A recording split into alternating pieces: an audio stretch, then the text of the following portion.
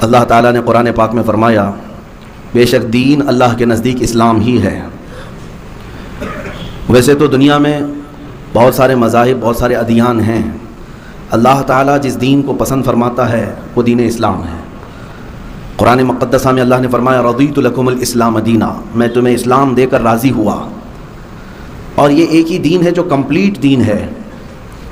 قرآن پاک میں اس کے لیے بھی اللہ نے فرمایا الیوم اکملت لکم دینکم واتممت علیکم نعمتی، آج کے دن میں نے دین تمہارا مکمل کر دیا اور اپنی نعمتیں تمام کر دیں۔ تو دین کا مکمل ہونا اس کا مطلب ہے کہ اس میں اب کوئی گوشہ باقی نہیں رہ گیا۔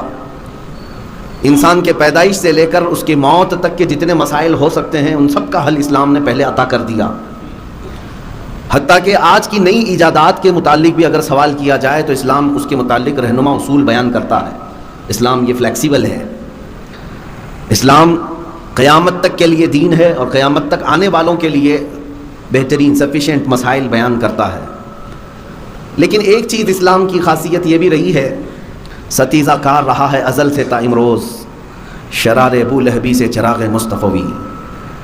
مطلب یہ ہے کہ پہلے دن سے ہی اسلام کو مخالفتوں کا سامنا کرنا پڑا ہے، اور آج تک اسلام مخالفتوں کا سامنا کر ہی رہا ہے اور آخر تک یہ چلتا رہے گا۔ شرار ابو لہبی سے چراغ مصطفی کا ٹکراؤ ہوتا رہے گا، لیکن چراغ مصطفی ہمیشہ غالب تھا اور غالب رہے گا۔ اسلام کو جن چیلنجز کا مقابلہ کرنا پڑا ہے ماضی میں بھی، وہ آج حال میں اور ڈبل ہو چکے ہیں اور مستقبل میں اس سے بھی زیادہ ہو سکتے ہیں۔ لیکن ایک بات میں آپ کو بتا دوں، ویسے دیکھا جائے تو اسلام کو اس کے ماننے والوں نے اپنے گھروں میں اجنبی کر رکھا ہے۔ مسلمان جس طرح سے اسلام پر عمل پیرا ہونا چاہیے تھا اتنے تو نہیں ہے۔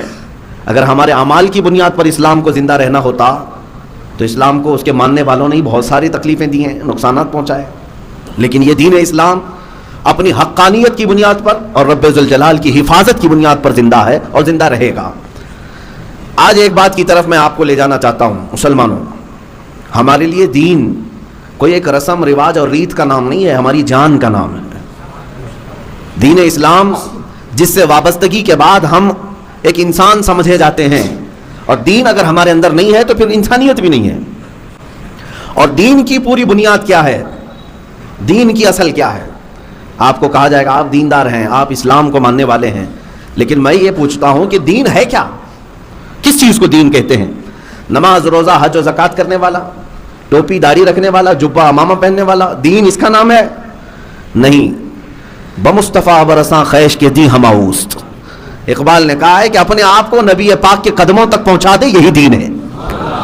گرب او نہ رسیدی تمام ابو لہبیست، اور اگر وہاں تک نہیں پہنچ سکے تو پوری زندگی ابو لہب کی طرح ہے۔ اب پتہ یہ چلا کہ زندگی دین کیا ہے، نبی پاک صلی اللہ تعالیٰ علیہ وسلم کے قدموں پر مر مٹنا، یہی دین ہے۔ وہاں تک اگر نہیں پہنچ سکا تو دین بھی نہیں ہے۔ تو اب یہاں سے ذمہ داری کے ساتھ کسی کو دیندار کہنا، ہر داڑھی والے کو اور ہر ٹوپی والے کو اور ہر حج کر کے آنے والے کو ہی دیندار کا لقب نہ دیا جائے۔ دیندار وہ ہے جو نام مصطفیٰ پر گردن قربان کرنے کو بھی تیار رہتا، دیندار وہ ہے، دین اصل یہی ہے۔ اب جو بات مجھے عرض کرنی ہے وہ یہ ہے کہ اسلام کو جن چیلنجز کا سامنا ہمیشہ کرنا پڑا ہے، وہ روز اول سے ہی، پہلے دن سے ہی اسلام کو ان چیلنجز کا مقابلہ کرنا پڑا ہے۔ جھوٹی افواہیں پھیلانا اسلام کے خلاف، بانی اسلام محمد رسول اللہ صلی اللہ تعالیٰ علیہ وسلم کی ذات کو ٹارگٹ کرنا، غریب مسلمانوں کی موب لنچنگ کرنا، یہ پہلے دن سے چلا ہے۔ یہ چیلنجز جو ہے آج کے نہیں ہیں۔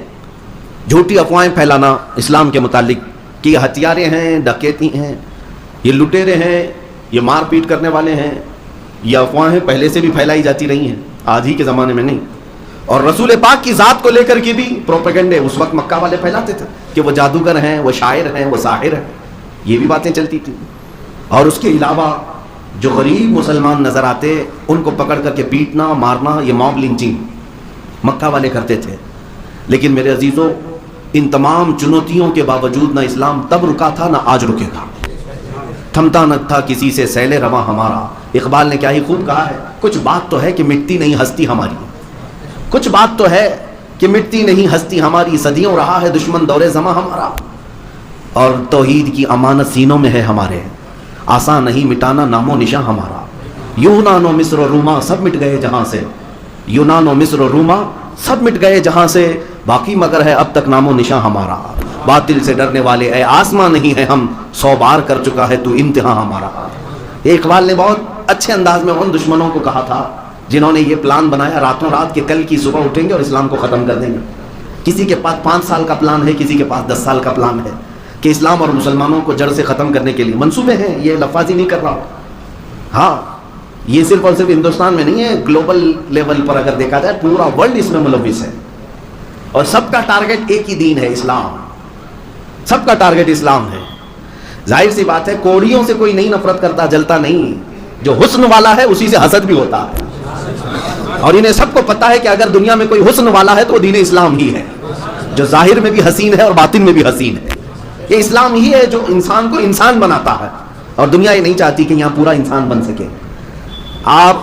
میں چند مثالیں آپ کے سامنے رکھنا چاہوں گا کہ اسلام ہر زمانے میں ٹارگٹ رہا، آج بھی ہے، آج بھی ہے۔ اور میرے آقا نے کیا سچ فرمایا، ابو داؤد شریف کی حدیث ہے، یوشک ان تداعى علیکم الامم کما تداعى الاکلۃ الى قصعتها۔ حضور اکرم صلی اللہ تعالیٰ علیہ وسلم فرماتے ہیں قریب ایک زمانہ ایسا آئے گا تم دیکھو گے کہ میری امت پر ساری جماعتیں جھپٹ پڑیں گی، ایسے جیسے بھوکا برتن پر جھپٹتا ہے، جیسے بھوکا آدمی برتن پر جھپٹا مارتا ہے، اس طرح ساری قومیں دنیا میں جتنی ہیں وہ سب مسلمانوں پر جھپٹ پڑیں گی۔ صحابہ نے پوچھا بھی تھا، یومئذ نحن من قلۃ یا رسول اللہ صلی اللہ علیہ وسلم، یا رسول اللہ کیا اس زمانے میں ہماری تعداد کم ہوگی، کیوں ایسا سب جھپٹ پڑیں گے؟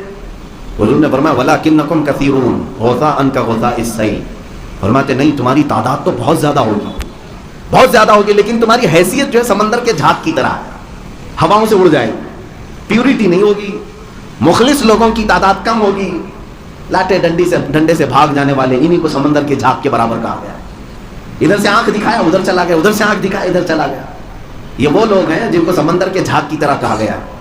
میں آج آپ کو بتاتا ہوں کیا یہ حدیث پاک صادق نہیں آتی؟ آج ہر ایک کا ٹارگٹ آج اسلام کیوں ہے؟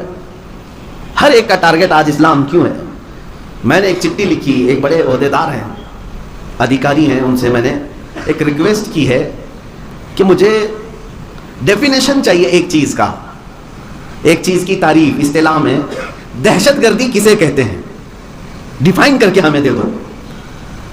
ظاہر سی بات ہے کوئی تو اس کی تعریف ہوگی نا، کوئی ڈیفینیشن ہوگی۔ آتنکوادی کسے کہتے ہیں، دہشت گرد کسے کہتے ہیں، ٹیررسٹ کسے کہتے ہیں؟ ان صاحب نے اورلی تو کہا کہ جو کمیونٹی کو اور ملک کو نقصان پہنچائے اس کو آتنکواد کہتے ہیں، لوگوں کے لیے جو نقصان پہنچائے اور دیش کو جو نقصان پہنچائے۔ لیکن یہ تو اورلی کہا گیا ہے میرے عزیزوں، اس ڈیفینیشن پر اگر دیکھا جائے تو ہزاروں لوگ اترتے ہیں، لیکن ان میں سے کسی کو بھی آتنکواد اور دہشت گرد نہیں کہا جاتا۔ مسلمان چاقو رکھ لے تو وہ دہشت گرد ہے، مسلمان کے پاس بلیڈ بھی مل جائے تو آتنکواد ہے، لیکن کوئی دوسری قوم کسی کو ٹائر میں جلا کے مار ڈالے نہیں، وہ تو اس کی بھاونائیں ہیں، وہ تو اس کے جذبات ہیں۔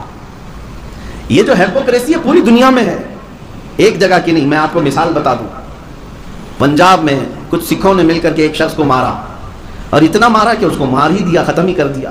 الزام کیا تھا اس شخص پر؟ کہ اس نے سکھوں کی گرنتھ کو جلایا تھا، مقدس کتاب کو، ہولی بک کو آگ لگایا تھا۔ تو سکھوں نے پکڑ کر کے اس کو مارا بھی، پیٹا بھی، کاٹا بھی اور ختم بھی کر دیا۔ لیکن اس پورے مسئلے کو، اس پورے ایشو کو میڈیا نے کہیں نہیں کہا کہ آتنکیوں کا حملہ تھا، نہیں کہا گیا کہ ان کی بھاوناؤں کو ٹھیس پہنچا تھا، ان کی بھاوناؤں کو ٹھیس پہنچا تھا، اس لیے انہوں نے ایک شخص کو مار ڈالا۔ اور ہونا بھی نہیں چاہیے، میں خود بھی منع کرتا ہوں، کسی کی بھی مقدس کتاب سے چھیڑ چھاڑ نہیں ہونی چاہیے، آستھا کا مسئلہ ہے، جذبات کے، کوئی بھی بے قابو ہو سکتا ہے، ہم مانتے ہیں۔ لیکن سیم مسئلہ دوسری جگہ قرآن پاک کے ساتھ اگر ہو، اور ہوا بھی، قرآن پاک کی بے ادبی بنگلہ دیش میں ہوئی، اور وہاں پر بھی کچھ بنگالی مسلمانوں نے کسی کو پکڑ کر کے مارا، لیکن وہ سارے آتنکوادی ہو گئے، وہ سارے ٹیررسٹ ہیں۔ کیوں؟ قرآن کے نام پر ایک شخص کو مارا کیسے؟ یہ ان کے اندر کٹرتا ہے، یہ ان کے اندر شدت ہے، یہ جو دوہری پالیسی ہے کہ صرف اور صرف اسلام اور مسلمانوں کے ساتھ اپنائی جاتی ہے۔ آج تک آپ نے کبھی کمپیئر کر کے دیکھا کہ دنیا میں سب سے زیادہ قتل کون کرواتا ہے اور کس کے ذریعے سے ہوئے ہیں؟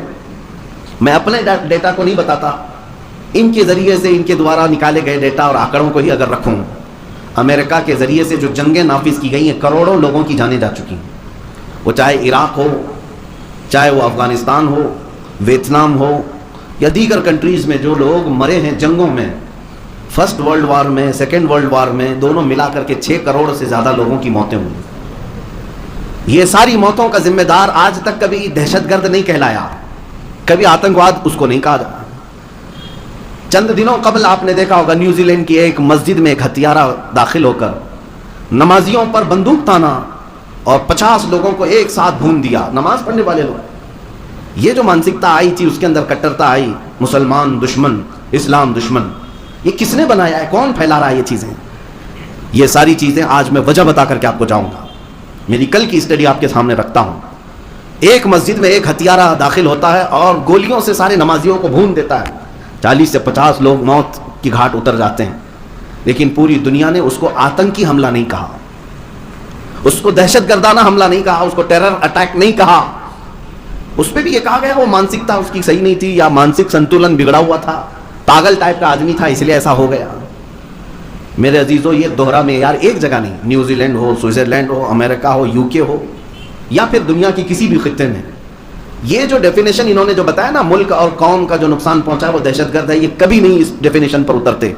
یہ صرف اور صرف بنایا گیا ہے لفظ مسلمانوں کے لیے. اسلاموفوبیا، پورے ورلڈ میں آج اسلاموفوبیا یہ کیا چیز ہے؟ اسلام کو ایک ڈراؤنا مذہب بتانے کے لیے پوری دنیا ایڑی چوٹی کا زور لگا چکی ہے. جو وجہ میں بتا رہا ہوں اب توجہ سنیں. ابھی چند دنوں قبل ہماری تحقیقات میں ایک ایسی تنظیم بھی سامنے آئی جو امریکہ میں مسلمانوں کے حقوق کے لیے لڑتی ہے. اس نے بہت ساری ایسی چیزیں آشکار کی کہ دنیا بھر میں جو اینٹی مسلم تنظیمیں ہیں، اینٹی مسلم تنظیمیں جو مسلمانوں کے خلاف نفرت کے اور زہریلے ماحول بناتے ہیں دنیا بھر میں، وہ صرف ہندوستان میں نہیں، بہت سارے علاقوں میں، برما میں، سیریا میں، ترکی میں، بہت ساری جگہ جو تنظیمیں مسلمانوں کے اگینسٹ کام کرتی ہیں، وہ امریکہ کی تنظیم نے باضابطہ ان کا ڈیٹا نکالا. سب کو فنڈنگ امریکہ کی بڑی بڑی طاقتیں کرتی ہیں، ان کو پمپنگ کرنا، ان کو فنڈنگ کرنا، ان کو بیک سے مالی تعاون دینا. میرے عزیزو، آپ کیا سمجھتے ہیں کہ یہ اٹھے بیٹھے ایسی گستاخیاں ہوتی ہیں؟ یہ اٹھے بیٹھے ایسی لوگ بازار میں آ جاتے ہیں؟ نہیں. اسلام کے خلاف پوری دنیا متحد ہے اور ایک جٹ ہو کر کے نشانہ ساتھی ہے. تو اللہ تعالیٰ کی مدد ہے جو آج بھی ہم حی علی الصلاۃ اور حی علی الفلاح بلند آواز سے کہہ رہے ہیں، اور ہم اپنے رب کے سجدوں کے لیے کسی کے محتاج بھی نہیں ہیں دنیا میں. یہ اللہ تعالیٰ کا احسان ہے. ورنہ طاقتیں پوری کی پوری اسی بات پر لگی ہوئی ہیں کہ مسلمان اور اسلام، مسلمان اور اسلام.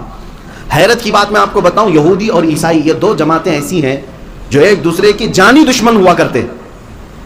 یہودی اور عیسائی 3 مرتبہ ایسے سخت حملے عیسائیوں نے کیے ہیں یہودیوں پر فلسطین میں کہ ان کی اینٹ سے اینٹ بجا کر رکھ دی.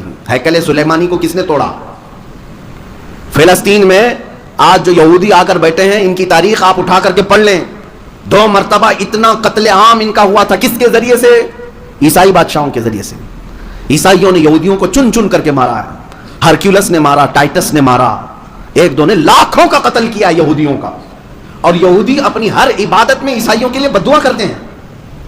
یہ زمانے تک چلتا رہا. اور ہٹلر کے زمانے میں کیا ہوا یہ بھی بات مشہور ہے. 7 لاکھ یہودیوں کو اس نے مارا، قتل عام کیا. یہ بات مشہور ہے.